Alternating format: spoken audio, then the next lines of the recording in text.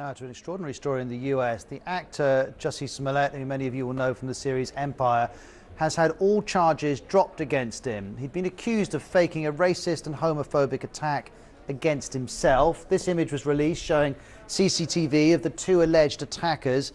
He said they'd beaten him and put a noose around his neck. The police alleged that he'd hired two acquaintances to attack him in a Chicago street in January in order to promote his career. Now, he'd originally been charged with 16 counts, but they've all gone. Chicago's mayors called the outcome a whitewash. But here is Jussie Smollett speaking after the decision. I want you to know that not for a moment was it in vain. I've been truthful and consistent on every single level since day one. I would not be my mother's son if I was capable of one drop of what I have been accused of.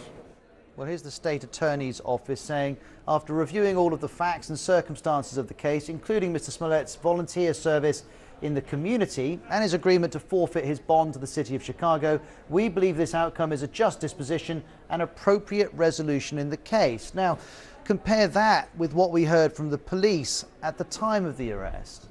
Empire actor Jussie Smollett took advantage of the pain and anger of racism to promote his career. I'm left hanging my head and asking why. Why would anyone, especially an African-American man, use the symbolism of a noose to make false accusations? So that was in January at the time of the arrest, and it's fair to say that police official has been surprised by today's outcome. Do I think justice was served? No.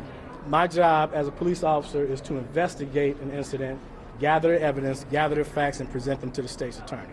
That's what we did. I stand behind the detective's investigation.